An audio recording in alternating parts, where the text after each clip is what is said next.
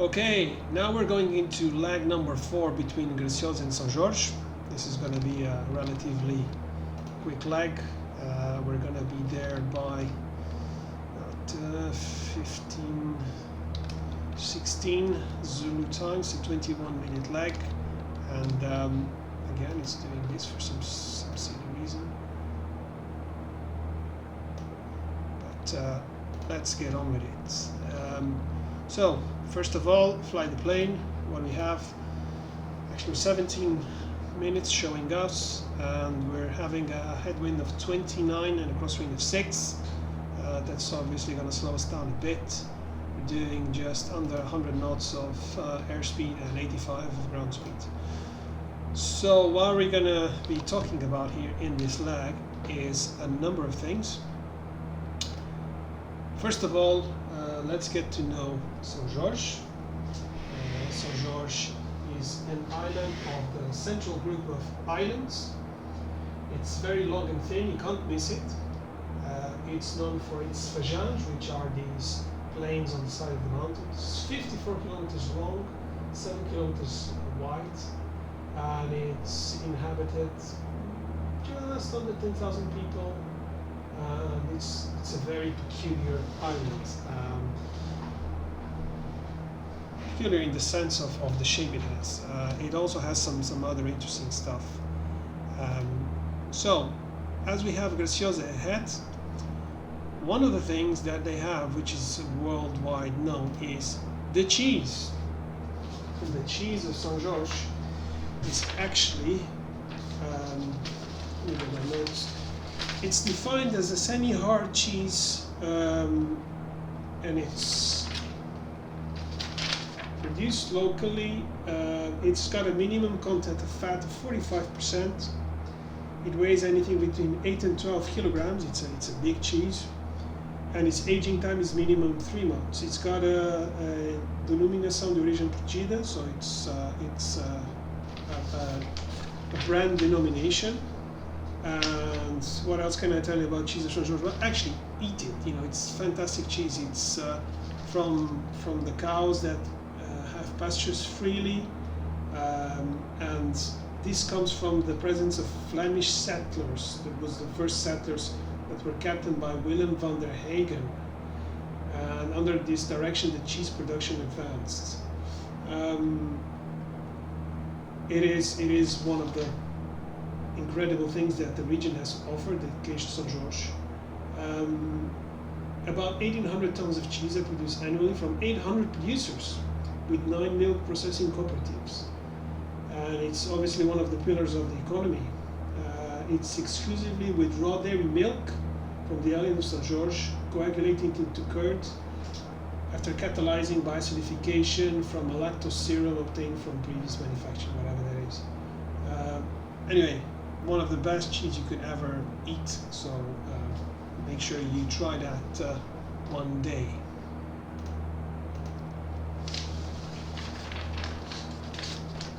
Another thing about Sao Jorge is, very unfortunately, this is another one of my teenage memories.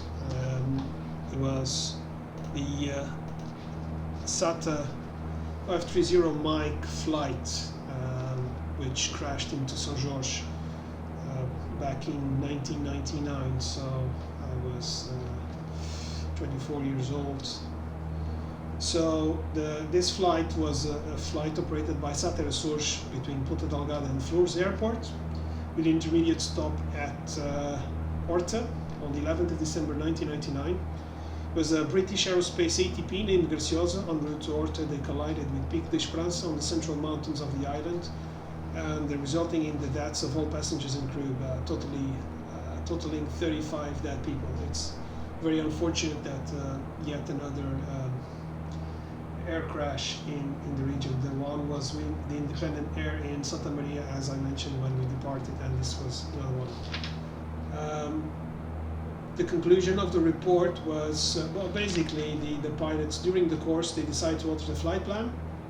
They opted for a route that included an approach descent of the channel between Pico and Sao Jorge, which is ahead of where we are, to intercept the VOR from Fayal, They cleared them to flight level 100. They requested and cleared to 5,000 feet to maintain visual with Pico.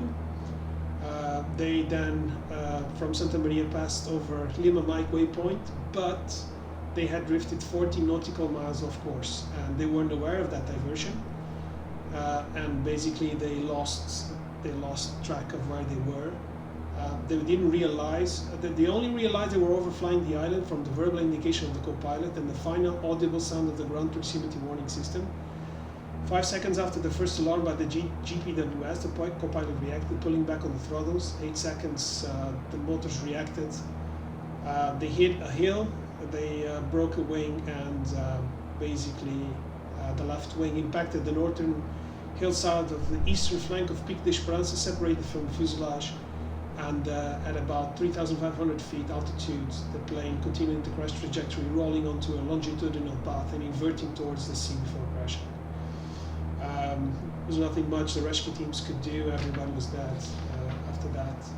And the conclusion of the report was a lack of rigor in maintaining the prescribed safe altitude, inaccurate dead reckoning, lack of cross-checking the information of the radar altimeter and barometric altimeter, and improper use of the airborne weather radar as an additional ease of navigation, all of which contribute to the disaster. The bad meteorologic conditions of the day, which included clouds, moderate to heavy winds, turbulence, lack of autonomous navigation aids aboard aircraft such as GPS, could have determined their position, were also factors that contributed to the accident. The plane was in good shape, and basically he was very sorry that this happened. It was a shame. But there you have it. SATA flight 530 Mike that crashed into Sao Jorge. Okay, so speaking of flying, we are now 10 minutes away from Sao Jorge. After that, we'll be going to Pico in Fayal for the longest lag. And I should make a break here to do some checks. Talk to you in a second.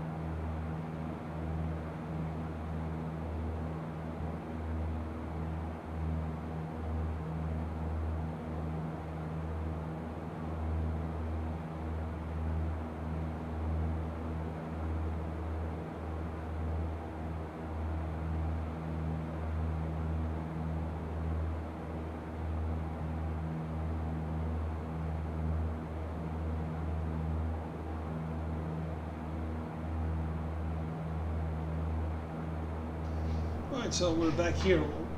One of the things I mentioned was about big game fishing in the Azores. I didn't put this in, but let's see if we can have a look at some of that. I don't know who these guys are, but I'm just gonna show you some of the pictures of the fish these guys catched, and those look like big tunas. I don't know what that is, but it's probably delicious. That is one hell of a fish, man. And that's the cut. Oh, that's big. That's not a fisherman's line. That's a really big fish. And this is a merlin. This guy just caught a huge merlin with a very nice color. So I'm not a fisherman myself, but there's a lot of people that are into fishing. This is probably one of the many things you can see out there in the ocean. Merlins, all kinds of big game fishing. Okay, so I will stop the pictures with these guys here bragging about the fish. I'm going to switch back to the flight. Just wanted you to have a taste of what the fish was like. And let's do a check on where we are, and we are 7 minutes away, so perfect timing for what? Guess what? Yep.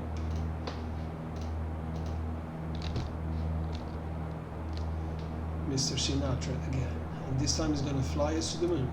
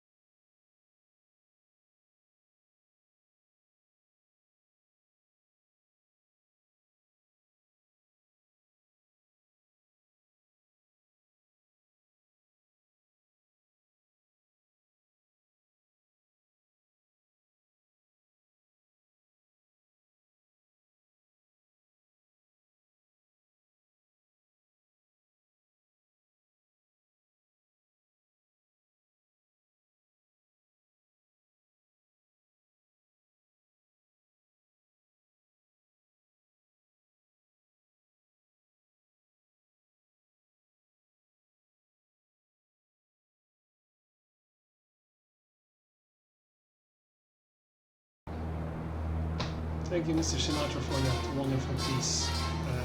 And now let's go back to the flight. We're 4 minutes away from Sao Jorge. We can see the island down there as it spreads longitudinally in front of us. 10,000 feet, 24 knots headwind. Let's check. We're doing for fuel. For instruments, we're still doing just under 6 gallons per hour, and we should be there in 4 minutes, which is 15:11 Zulu time right now. 15:15. We expect it to be there at 15:16, so we're actually gonna recover a little bit. Apparently, the headwind is not as bad as initially calculated, which is good. And what we're gonna do is we're gonna take the opportunity to go and see how's the weather doing.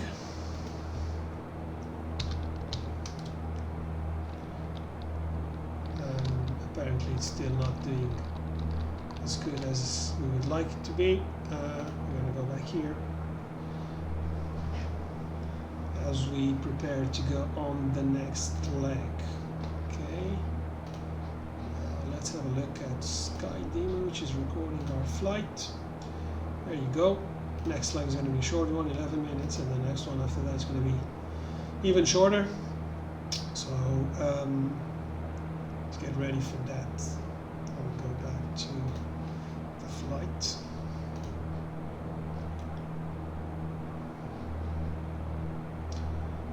Let's get this out of the way.